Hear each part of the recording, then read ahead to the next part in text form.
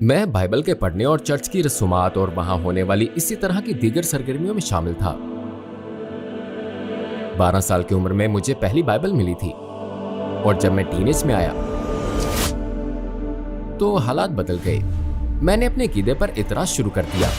Okay, wow, ये लोग वो नहीं जिसका ये दावा करते हैं। ऐसे बहुत से लोग मौजूद हैं जो जाहिर कर रहे हैं कि वो बहुत मजहबी हैं, लेकिन वक्त आने पर वो ज्यादा मजहबी काम नहीं कर रहे होते।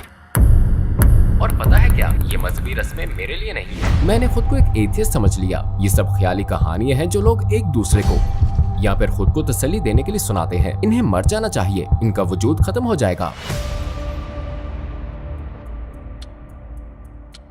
अस्सलामुअलैकुम ब्रदर टॉम, हमारी दावत कबूल करने का शुक्रिया। आपको अपने साथ देखकर हमें बहुत खुशी है। मेरा पहला सवाल यह है कि टॉम फकीनी कौन है? अस्सलामुअलैकुम व रहमतुल्लाह। मुझे इनवाइट करने का बहुत शुक्रिया। मेरा ताल्लुक new Jersey, United states of America से है। मैं एक इटालियन अमेरिकन फैमिली में पैदा हुआ। मेरी उम्र 33 साल है और मेरी परवरिश ईसाई घराने में हुई। मैंने 2010 में इस्लाम कबूल किया, 2015 में इस्लामी इल्म हासिल करने मदीने गया और 2020 में मेरी वापसी हुई और अब मैं अपस्टेट न्यूयॉर्क में यूटिका के शहर में इमाम हूँ।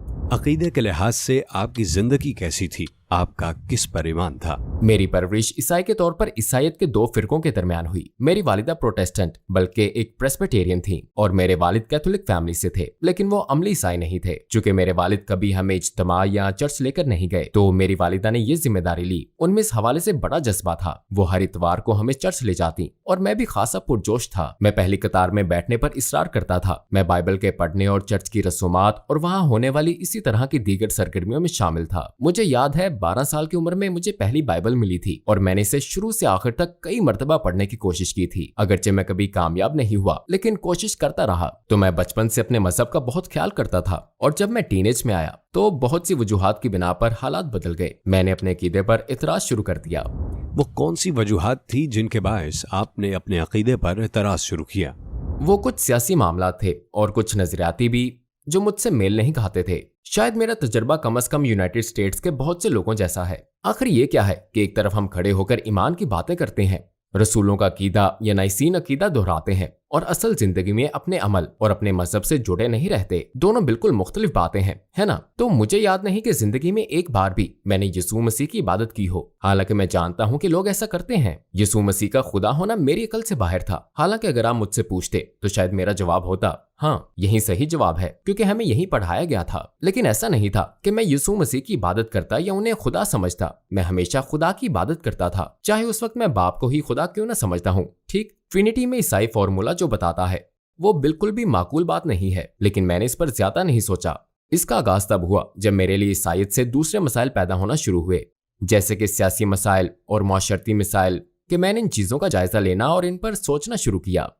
ठहरो जरा, ये तो बिल्कुल बेतुकी बात है और मेरे ख्याल में इस वजह से ईसाईयत पर मेरा ईमान बिल्कुल कमजोर हो गया, खसूसन जब मुझे शुबा हुआ कि ये शायद इंसानों की लिखी हुई बातें हैं। ये तो गोया 3 और 1 और खुदा और इंसान के दरमियान तवाज़ुन का एक पेचीदा निजाम है। ये मेरे लिए फितरी तसव्वुर नहीं था। वो कौन सी हतमी चीज थी जिसने आपको ईसाईयत छोड़ने पर मजबूर किया?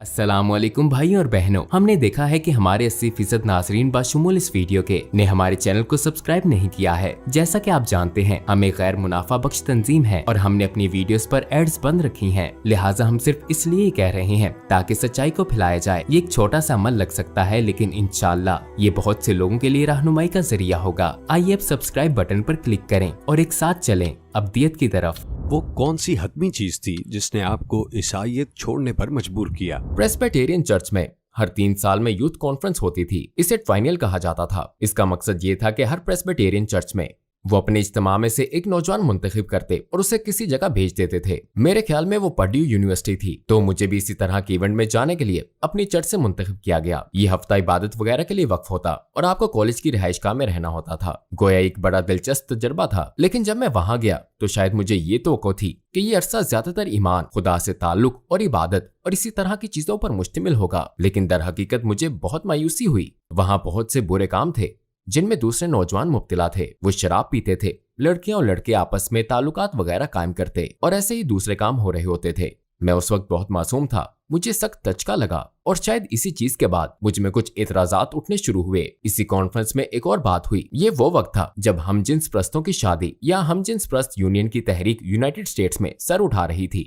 इस हवाले से एक प्रेजेंटेशन दी गई जो बड़ी हद तक LGBTQ के पैगाम की हिमायत में थी और वो बहुत ज्यादा मुतनाज़े थी, यहाँ तक कि उस मजमे में शामिल होने वालों के लिए भी। लिहाजा ये दो वाकयात जिनके बायस मैं इस पूरे सिलसिले से दूर हुआ वो ये थी, ओके वाओ, ये लोग वो नहीं जिसका ये दावा करते हैं। ऐसे बहुत से लोग मौजूद हैं जो जाहिर कर रहे हैं कि वो बहुत मजहबी हैं, लेकिन वक्त आने पर वो लोगों की गैर मौजूदगी में ज्यादा मजहबी काम नहीं कर रहे होते। शायद मेरे लिए आखिरी उलझन ये थी कि मैंने अपने ईमान के लिए अपनी कोशिशों को कभी काफी महसूस नहीं किया। मेरे लिए काफी नहीं था कि बस हफ्ते में एक बार चर्च चले गए, चंद गीत गा लिए और घर आ गए और बाकी पूरा हफ्ता चर्च को और खुदा को भूले रहे। मुझे इसमें कोई गहराई और असमत महसूस नहीं होती थी। तो ऐसे तमाम एहसासात के बाद मैं 16 साल पुराने नतीजे पर पहुंचा, और वो क्या कि ये मजहबी रस्में मेरे लिए नहीं है। दर हकीकत मजहब मेरे लिए इंतहाई कम दर्जे की चीज बन गई थी। मैंने खुद को एक एथियस्ट समझ लिया। मैंने सोचा कि ये सब ख्याली कहानियां हैं जो लोग एक दूसरे को या फिर खुद को तसल्ली देने के लिए सुनाते हैं। इन्हें मर जाना चाहिए, इनका वजूद खत्म हो जाएगा। तो इस्लाम की तरफ आपका सफर कैसे शुरू हुआ? आपने पहली दफा इसके बारे में कब सुना? मैंने पहली दफा इस्लाम के बारे में शायद 9/11 से सुना, लेकिन तब मैं मुतासिर नहीं हुआ। हकीकत यही थी। एक बार फिर मैंने मुसलमानों के बारे में एक सियासी जुमरे या आबादी की तरह सोचा, लेकिन कॉलेज जाने तक मैंने इस पर ज्यादा नहीं सोचा कि मुसलमान नुमाया तौर पर किसे मानते हैं। वहाँ दरअसल मेरे एक मुसलमान प्रोफेसर थे जिनसे मैंने पढ़ना शुरू किया। ये मुझ में मौजूद दो दिलचस्पियों के दरमियान एक खुशकुन संगम था। उनमें से एक सियासत थी। फिर इसी से इस दिलचस्पी ने जन्म लिया कि मिडिल ईस्ट और मुस्लिम दुनिया में सियासी जोश या बेशुमार सियासी तहरीकों की सबसे बड़ी वजह क्या थी। तो पॉलिटिकल साइंस और खसूसन इंटरनेशनल रिलेशंस मेरे खास मजमून थे। और दरअसल मेरी एक प्रोफेसर भी थी। वो विजिटिंग प्रोफेसर थी और मराकश की थी। उन्होंने कई कोर्सेज पढ़ाए जो इस्लाम और सियासत के तनाजुर में बेइंतहा दिलचस्प थे। एक क्लास में उन्होंने सिर्फ मैल्कोम एक्स, उसके तमाम इंटरव्यूज, तकरीरों, तहरीरों और इसी तरह की चीजों के मुतालिक पढ़ाया, और एक दूसरी क्लास में उन्होंने मुस्लिम ममालिक में फौजी मदाखलत के बारे में पढ़ाया। इस तरह से हम कुछ ऐसे मजामती तहरीकों के मुतालिक पढ़ रहे थे जो वाक़ई हो चुकी थी। मैंने पहली बार गौर किया कि उन लोगों को कौन सी बात जोश दिला रही थी, क्योंकि अगर आपका ताल्लुक वेस्ट से है और आप अमरीकी हैं तो आप सोचते हैं कि हर शख्स आजादी और खुद मुख्तारी पर और ऐसी जमहूरियतों पर यकीन रखता है। ठीक है, इस तरह के सियासी नजरियात पर जिन्हें हम यूनिवर्सल समझते हैं, और फिर हैरत का शदीद झटका लगता है जब आप कुछ लोगों की ये बात सुनते हैं कि हम एक इस्लामी मुआशरे में रहना चाहते हैं या हम इस मदाखलत को पसंद नहीं करते। और अल्लाह ने कुरान में कहा है या एक हदीस है, पैगंबर मोहम्मद सल्लल्लाहु अलैहि वसल्लम ने ये फरमाया है, और वो इसे ऐसे इस्तेमाल करते हैं गोया कह रहे हो जरा ठहरो, तुम लोग आकर हम पर चढ़ाई या बमबारी नहीं कर सकते या हमें मार नहीं सकते, वरना हमारे लिए मज़ाहमत करना जरूरी या फर्ज है। इस बात ने मुझे काफी उलझन में डाल दिया, बल्कि सच पूछे तो हैरान कर दिया। किस बात ने आपको इस्लाम की तरफ और ज्यादा राग़िब किया? मैंने कॉलेज में एक ऐसे प्रोफेसर की क्लास ली जिनसे मैं बड़ा क्लोज था। क्लास का नाम था तुर्की में सियासी जिद्दत, और ये बड़ी दिलचस्प क्लास थी। इससे मैं तुर्किश कल्चर के करीब आया। बिलाखिर मैं पैटरसन जा पहुंचा। मुझे अपने वालिदैन से मिलने के लिए रास्ते में पैटरसन, न्यू जर्सी से गुजरना था, और पैटरसन न्यू जर्सी में बहुत बड़ी तुर्किश आबादी है। तो चूंकि इस क्लास का असर था, लिहाजा वहां जाते और तुर्किश चाय खरीदते, जज्वा खरीदते और तुर्किश कॉफी और इसी तरह की चीजें वहां से लाते। इसमें बड़ा मजा आता था, लेकिन यह हमारा पहला तजर्बा था। क्लास खत्म होने के बाद हमें उन्हीं प्रोफेसर के जरिए एक मौका मिला तुर्की में तालीम हासिल करने के लिए। एक एरास्मस प्रोग्राम मौजूद था। मैंने अपनी होने वाली बीवी के साथ मिलकर वहां जाने का फैसला किया। ये 2009 की बात है, यानी मेरे मुसलमान होने से सिर्फ एक साल पहले की बात। हम आए और बिल्की यूनिवर्सिटी में एक सेमेस्टर पढ़ा। हमारी रिहाइश उस्कोडार में थी, जहाँ बेहतरीन वक्त गुजर रहा था। हम खूब लुत्फअंदोज हो रहे थे। बिल्गी में कुछ नौजवान स्टूडेंट्स थे जो हमारे लिए फिक्रमंद थे, क्योंकि हमारी रिहाइश उस्कोडार में थी। वो कहते, आप लोग मुसलमान नहीं है, आपको नुकसान पहुंचाया जा सकता है, वो आपके साथ कुछ बुरा कर सकते हैं। लेकिन हमने इसके बरक्स पाया। हकीकत में वहाँ लोग बहुत अच्छे और बहुत मददगार थे। वो मदद की पूरी कोशिश करते थे। उस वक्त उस्कोडार में ऐसे लोग थे, मसलन हमें बिल अदा करने की जरूरत होती या अपने प्लगइन्स के लिए कन्वर्टर वगैरह तलाश करना होता, तो वो अपना सारा काम छोड़ देते, हमारे साथ चल पड़ते और तंग रास्तों से गुजरते हुए हमें जरूरत की चीज तक पहुंचा देते थे। इन बातों से दिल पर गहरा असर हुआ था। ये वाकई शानदार तजर्बा था। उस वक्त मैं मुसलमान होने से पहले एक म्यूजिशियन था और कई इंस्ट्रूमेंट्स वगैरह बजाया करता था। मुझे अजान की आवाज सुनना याद है, और खसूसन उस्कोडार में इतनी मसाजिद हैं और इर्द गिर्द इतनी मस्जिदें हैं। सच तो ये है कि मैं रो पड़ता था। मैं अजान की आवाज सुनते ही रोने लगता था। ये बहुत खूबसूरत चीज थी। मैं एक खिड़की खोल देता और सुनता रहता। और मैंने ये टेंशन महसूस की क्योंकि कभी मैं मस्जिद के अंदर जाना चाहता था लेकिन मुझे बहुत शर्म आती थी और मैं मुसलमान होने या ऐसे किसी काम के लिए तैयार नहीं था। जब पढ़ाई का अरसा खत्म हुआ और हम दोबारा यूनाइटेड स्टेट्स आ गए तो मैं बहुत करीब आ चुका था। मेरे ख्याल में मुसलमान होने ही वाला था। मैंने मुस्लिम इबादत को आजमाना शुरू किया, नमाज और रोजे को आजमाया। मुझे बहुत अच्छा लगा। किस बात ने आपको यकीन दिलाया कि इस्लाम 100% सच है? मेरे लिए अहम चीज तहरीरों की सच्चाई पर गौर करना था और ये चीज शुरू से ही मेरे लिए अहम थी। मैं इस हवाले से बहुत फिक्रमंद था। क्या ये वाकई खालिक कायनात ने कहा है? क्या ये वाकई पैगंबर मोहम्मद सल्लल्लाहु अलैहि वसल्लम को दिया गया था? मैं बाइबल में की जाने वाली तब्दीलियों से आगाह था। मैं जानता था कि सैकड़ों सालों में इसमें मुख्तलिफ चीजों का इजाफा और कमी की गई और दोबारा तशरीह की गई है। क्या इस्लाम में भी ऐसा ही हुआ था? और हदीस का क्या मामला है? हम कितने यकीन से कह सकते हैं कि हदीस पैगंबर सल्लल्लाहु अलैहि वसल्लम की अपनी कही हुई बात है? लेकिन जब मैंने इन पर गौर किया तो फौरन ही हकीकत खुल गई। मैं कह उठा, वाओ, यस, ये लोग सच्चाई को इंतहाई संजीदगी से लेते हैं। मेरे ख्याल में आप रवैयों में फर्क का भी पता लगा सकते हैं। अगर आप किसी ईसाई से सच्चाई पर बात करने की कोशिश करें तो वो आपकी तरफ ऐसे देखेगा जैसे आप फ्रेंच बोल रहे हो, जैसे कह रहा हो ये तुम क्या बातें कर रहे हो। गोया ये चीज उनके रडार पर ही नहीं कि सच्चाई कैसी होती है। हम कैसे जानेंगे? हम कैसे बता पाएंगे कि ये किताब वाकई महफूज शुदा है और ये नहीं? वो बस ये कहेंगे, असल में आपके पास इतने ऊंचे मेयारात नहीं है। अगर आपके पास इतने ऊंचे मेयारात हों तो आप कोई चीज भी कबूल नहीं करेंगे। मैं कहूंगा नहीं, मैं कुरान को कबूल करूंगा। मैं कहूंगा नहीं, मैं कुरान को कबूल करूंगा क्योंकि कुरान के हवाले से हम उन रावियों के नाम जानते हैं जिन्होंने कुरान की रवायत या किरत को आगे पहुंचाया। लिहाजा हम दस्तावेजी सबूत तक जा सकते हैं। 50 से ज्यादा दस्तावेजात हैं जिनसे हम आज अपने पास मौजूद 97% कुरान की पैगंबर सल्लल्लाहु अलैहि वसल्लम के जमाने से कार्बन डेटिंग कर सकते हैं। लिहाजा बेशुमार सबूत मौजूद हैं। आपने कलमा शहादत कब पढ़ा और आपको कैसा महसूस हुआ? जब मैंने ग्रेजुएशन की तो मैं 5 नमाजें पढ़ रहा था, रोजे रख रहा था, मगर मैंने कलमा नहीं पढ़ा था। मुझे नहीं मालूम था कि कलमा पढ़ने की जरूरत है। मैं नहीं जानता था कि कलमा क्या होता है। मैंने बस खुद को मुसलमान समझ लिया था। मराकश की प्रोफेसर ने सबसे पहले मुझे इस्लाम से मुतारिफ करवाया। उन्होंने एक दिन अचानक मुझे ऊपर बुलाया और कहा, टॉम, तुम मुसलमान हो ना? मैंने कहा, हाँ, मैं 5 नमाजें पढ़ रहा हूँ और ये सब काम कर रहा हूँ। उन्होंने पूछा, क्या तुमने कलमा पढ़ लिया है? मैंने कहा, ये क्या होता है? उन्होंने बताया वो कॉन्फ्रेंस और फलसफेबल लेक्चर दे रही थी, तो कहा, यहाँ की किसी मस्जिद में आ जाओ और कलमा पढ़ लो। मैंने कहा, ठीक है। फिर हम कार में बैठे, मैं और मेरी बीवी, उस वक्त हमारा पहला बेटा हो चुका था, और हम फिलाडेल्फिया की एक मस्जिद चले गए। मैं बेसमेंट में गया और वहां मैंने पहली मर्तबा कलमा पढ़ा। एहसास कुछ मिला जुला था क्योंकि इस जगह से पहले मेरा कोई कनेक्शन नहीं था। मैं जैसे बिल्कुल बेबस था और आज एक इमाम के तौर पर मैं जो कुछ भी जानता हूँ मैं उनके तरीकेकार पर तनकीद कर सकता हूँ क्योंकि वो मुझे सिर्फ एक शख्स के साथ अकेले बेसमेंट में ले गए थे। मुझे नहीं पता था कि वो कौन है, उसका नाम क्या है, क्या वो इमाम था, नहीं मालूम, शायद वो नहीं था, और उसने बस इस्लाम के बारे में चंद आम सी बातें कही। फिर मैंने कलमा पढ़ा और बस खत्म। उस शख्स ने मुझसे फिर कभी राब्ता नहीं किया, नंबर्स या किसी चीज का तबादला भी नहीं हुआ था, तो मेरे पास कोई मदद नहीं थी। मैं बस अपने आसरे पर था। एक आदमी ने कलमा पढ़ाया, इसे बैग में डाला और बस। एक और चीज जो मेरे ख्याल में परेशानी का बायस थी वो नौ मुस्लिमों और उनकी फैमिली के लिए बहुत से लोगों का रवैया था। तो जैसे मैंने बताया, मेरी बीवी अभी तक मुसलमान नहीं हुई थी और जब मैं बेसमेंट में कलमा पढ़ रहा था तो वो ऊपर ही थी। वहां कोई औरत उससे बात कर रही थी और असल में वो दूसरी औरत भी नौ मुसलमान थी, लेकिन जैसे वो कुछ डरा रही थी। उसने मेरी बीवी को कहा, क्या तुम मुसलमान होने के लिए तैयार हो? मेरी बीवी ने कहा, नहीं, अभी नहीं, मैं भी इस बारे में सोच रही हूँ, मुझे इसमें दिलचस्पी है, लेकिन अभी मैं तैयार नहीं हूँ। और फिर हमारी सूरत हाल के बारे में कुछ जाने बगैर उस औरत ने मेरी बीवी से कहा, तुम्हें पता है तुम दोनों के दरमियान अब हर ताल्लुक हराम हो गया है। और उस वक्त मैं बेचारा बेसमेंट में था। जब ऊपर आया तो मेरी बीवी गुस्से में थी कि पता नहीं क्या हो गया। फिर जब ईमान लाने के लिए उसे तरकीब देने की कोशिश करनी पड़ी तो इससे हमें बहुत दचका लगा। तसव्वुर करें कि कोई आपसे यूं कहे, नए मजहब में खुश आमदीद, सॉरी आप लोग फंस गए, तो ये बहुत ज्यादा मुश्किल वक्त होता है। सच पूछें तो ये सब और खसूसन कलमा पढ़ने का तजर्बा ज्यादा खुशगवार नहीं रहा। मैं न्यू जर्सी में एक मुस्लिम कम्युनिटी में रहने लगा जहाँ मेरे वालिदैन रहते थे, और वहीं मैंने मुस्लिम कम्युनिटी के साथ अपना राब्ता कायम किया और बाकायदगी से वहाँ जाना शुरू किया।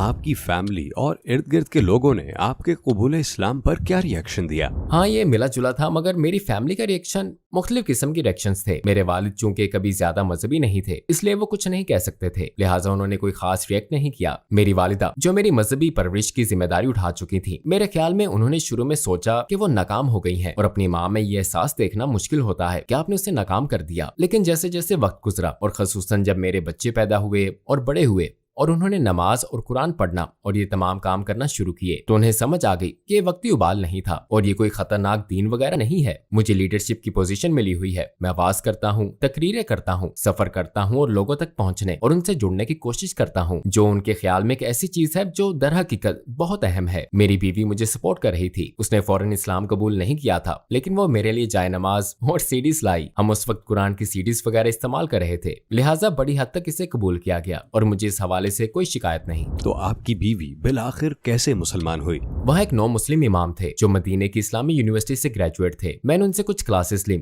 और उनसे क्लोज होना शुरू हुआ।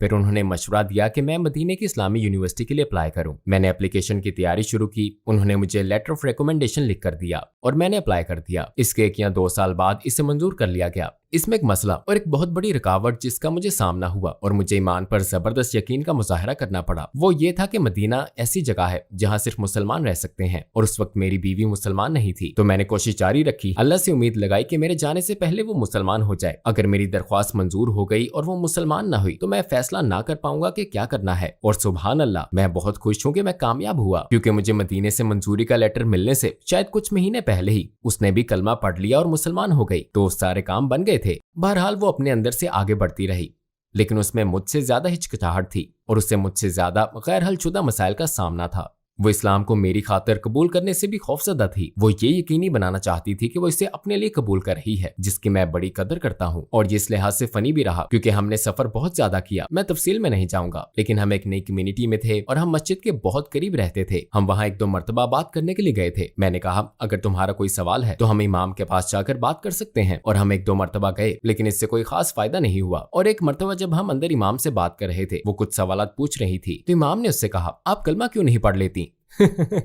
और उसने पढ़ लिया। उसने वाकई कलमा पढ़ लिया। इसके बाद वो यूं कहती, मुझे नहीं पता मैंने ऐसा क्यों किया।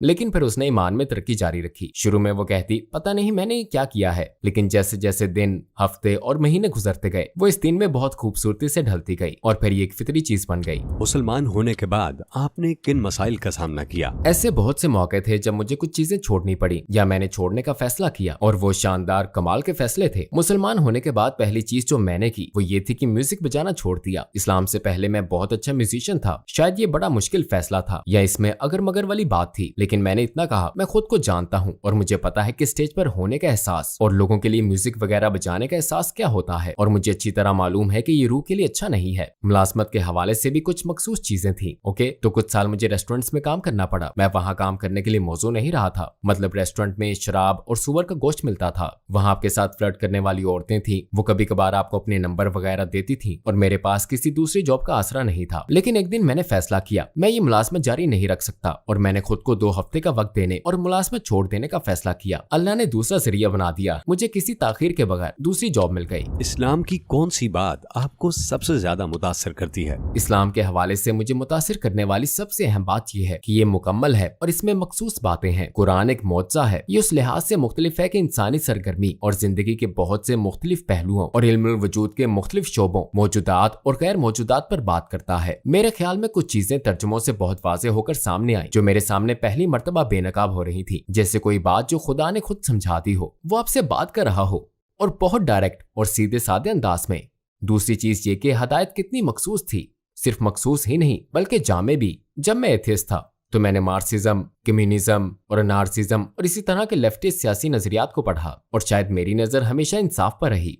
लेकिन इन नजरियात में जो मसला मैंने देखा वो ईसाईयत से मुख्तलिफ था। जब मैं इस्लाम की तरफ आया तो जैसे पहली मर्तबा बात समझ आई, गोया इन दोनों दुनियाओं का मिलाप था। मसलन आप देखते हैं कि यहाँ आपको अपनी जाती और बाहमी जिंदगी, इनफरादी जिंदगी और इज्तिमाई जिंदगी के लिए भी रहनुमाई मिलती है। सरगर्मी का हर वो पहलू मिलता है जिसमें आपको बतौर इंसान शिरकत करनी होती है। दुरुस्त, आपकी मईशत, आपकी जंग और आपकी सियासत, गर्ज हर चीज यहाँ आपको हर रहनुमाई मिलती है। क्या दिन में 5 नमाजें पढ़ना या रोजा रखना शुरू में आपको मुश्किल लगा और आपने ये अमाल कहाँ से सीखे? वो इंटरनेट का इब्तदाई जमाना था, चनाचे गूगल पर मुझे जो कुछ मिला उससे सीख लिया।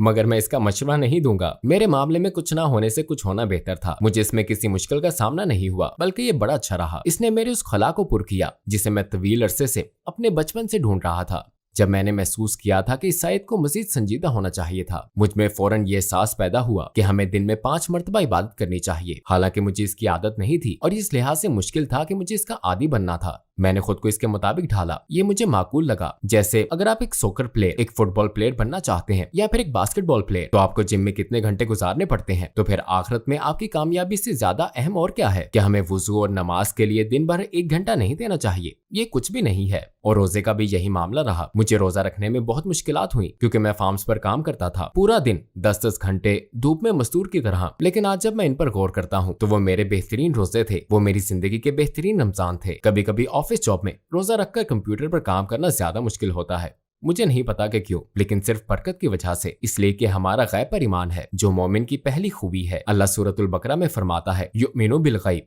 हर सेकंड दूसरे सेकंड जैसा नहीं होता, हर कैलोरी दूसरी कैलोरी जैसी नहीं होती। अल्लाह किसी चीज में बरकत रख सकता है। तो अगर आप कोई काम कर रहे हैं और इसमें मुश्किलात हैं, तो मुश्किल होने के बावजूद अल्लाह इसमें बरकत रख सकता है और वो इसमें आसानी रख सकता है। फइन्ना माल उसरी युसरा, उसे उसर में रख दिया जाता है। बाज़-औक़ात मुश्किल के अंदर आसानी पैदा कर दी जाती है। कुरान के साथ आपका ताल्लुक कैसा है? इसकी तिलावत करने या सुनने पर आप कैसा महसूस करते हैं? मेरी जिंदगी की एक सबसे बड़ी नेमत कुरान का मेरे दिल पर असर करना है। मैं तरावी अच्छी नहीं पढ़ाता अपनी मस्जिद को समझाने की कोशिश करता हूँ। मैं तरावी नहीं पढ़ा सकता क्योंकि मुझे बहुत ज्यादा रोना आता है। कुरान है ही इतना खूबसूरत, सिर्फ इसकी आवाज और तरन्नुम ही नहीं बल्कि इसकी जबान भी खूबसूरत है और हमें नहीं मालूम।